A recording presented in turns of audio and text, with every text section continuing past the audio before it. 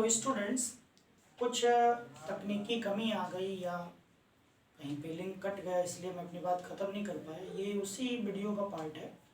अभी मैं आपको बता रहा था कि जो इमोशनल स्टेट्स के जो भावनात्मक अवस्थाओं को दर्शाने वाली क्रियाएं हैं, फिर समझिए, जो हमारे मन की अवस्थाओं को दर्शाने वाली क्रियाएं हैं। जैसे मैं एग्जाम्पल दे रहा था, लाइक, लव, हेट, मान लीजिए विश, बिलीव।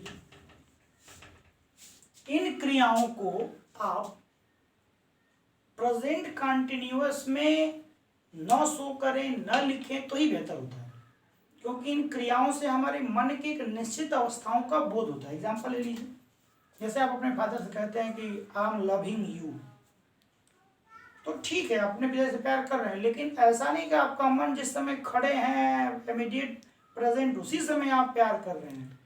धोखा देने के लिए तो कर सकते हैं, लेकिन रियलिटी ऐसा नहीं है। आपके मन के वो भाव है और वो इमोशनल जो फीलिंग है उनके लिए हमेशा आदर का रहता है। तो हमें केयर क्या करना है स्टूडेंट्स की जो इमोशनल स्टेट्स के हमारे दर्शाने वाली क्रियाएं हैं उनको भी सिंपल प्रेजेंट टेंस में ही रखना चाहिए।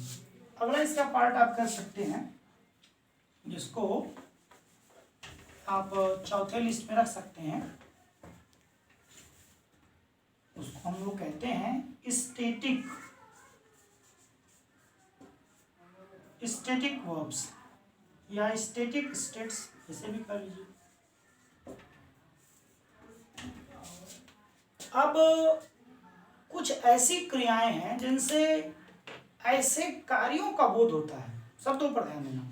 कुछ ऐसे वर्ब्स होते हैं, कुछ ऐसी क्रियाएं होती हैं स्टूडेंट्स, जिससे ऐसे एक्शन का, ऐसे कार्यों का ज्ञान होता है जो कार्य हमेशा स्थायी होते हैं। जैसे मान लो हिंदी में आप कहते हो प्रतीत होना, कोई चीज प्रतीत हो रहा है, तो वो जो स्पेलिंग है, जो वर्ड है, जैसे मान लो अंग्रेजी में कहते हैं सीम, चाहे मान लो कोई वर्ड है अपीयर, प्रकट होना, चाहे मान लो जैसे अंग्रेजी का वर्ड है डिजर्व। तो ये जो वर्ड्स हैं स्टूडेंट्स, मैं डेफिनेशन से ही आपको बता सकता हूं कि आप इस पे हमेशा ध्यान देंगे। जैसे मान लीजिए एक वर्ड है अंग्रेजी का, और जैसे से दिमाग में आ रहा है बिलोंग, तो ये ऐसी क्रियाएं, जैसे मान लो बिलोंग पे एक एग्जांपल देख लो, आप अक्सर किताबों में लिखते हैं, एग्जांपल देते हैं, this book belongs to me. अब यहां पे अगर आप इसको कहते हैं this book is belonging to me, तो थोड़ा हास्यास्पद, ह्यूमरस लग रहा है, सिली कह लीजिए। ये कैसी क्रियाएं हैं? सिम, प्रतीत होना, कोई चीज जो प्रतीत हो, जो कैसा दिख रहा है, जैसा फील हो रहा है, तो ये अपने आप में क्रियाएं हमेशा स्थिर रहती हैं। ये जरूर है कि आपको समझने में थोड़ी दिक्कत हो सकता है, लेकिन आप बातों को, शब्दों को अगर ध्यान दें, वीडियो को बार बार देखें, शब्दों को सुनें, कैसी क्रियाएं हैं। जैसे मान लो डिजर्व, बिलोंग है, संबंध रखना, तो ये जो क्रियाएं हैं, जो संबंध, अगर आपका किसी से संबंध है तो वो संबंध अपने आप में निरंतर स्थिर है, उसको शो करने वाली क्रियाएं हमें कंटिन्यूअस टेंस में, प्रोग्रेसिव टेंस में नहीं यूज करनी चाहिए। यही कारण है कि हम नॉन प्रोग्रेसिव वर्ब्स भी कह देते हैं। तो ओवरऑल जो स्टेटिव वर्ब्स है स्टूडेंट्स, वो 4 तरह का हो गया, और इन चारों तरह की क्रियाओं को हमें जनरलाइज्ड फॉर्म में, यानी सबके लिए कंटिन्यूअस टेंस का प्रयोग नहीं करना चाहिए, सिंपल प्रेजेंट का प्रयोग करना चाहिए। स्पेसिफिक सेंस में हो तो कंटिन्यूअस का प्रयोग कर सकते हैं। जैसे मैंने एक उदाहरण दिया, मान लीजिए आपकी किसी मुकदमे की सुनवाई आपका जज कर रहा है, तो कह सकते हैं कि आवर जज या माई जज is listening, is hearing my case. तो इस बात को ध्यान रखना है। कल यानी अगले वीडियो में, अब तो एक वीडियो संख्या और बढ़ गई, आपको मैं बताऊंगा डायनेमिक वर्ब्स के बारे में, और उनके साथ कंटिन्यूअस का कैसा रिलेशन होता है वो भी हम जानेंगे। ये क्यों जान रहे हैं स्टूडेंट्स?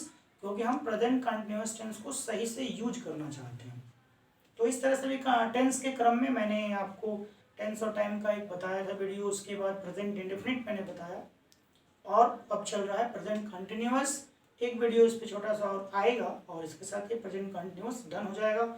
आपके पास जो भी ग्रामर की बुक हो, आप प्रेजेंट कंटिन्यूअस टेंस में जाइए, और जो एक्सरसाइज दिया है उसमें क्या दिया होगा कि वर्ब का सही फॉर्म चेंज, चेक करके उसको पुट अप करना, सही फॉर्म का वर्ब के फॉर्म का सिलेक्शन करना, ऐसा कोई एक्सरसाइज हो जो भी आपके पास ग्रामर बुक्स हो उसको यूज़ करिए, पढ़िए। नहीं आता है तो आपके पास पूछने के कई प्लेटफॉर्म्स हैं, आप कमेंट में लिख सकते हैं, आप व्हाट्सएप के ग्रुप पे वो क्वेश्चन डाल सकते हैं या फ़ोन करके पूछ सकते हैं, लेकिन स्टडी हो। आशा है आज का वीडियो आपको अच्छा लगा होगा, आपके लिए लाभप्रद आपको महसूस हुआ होगा। During this period of disasters condition we should pray for our motherland.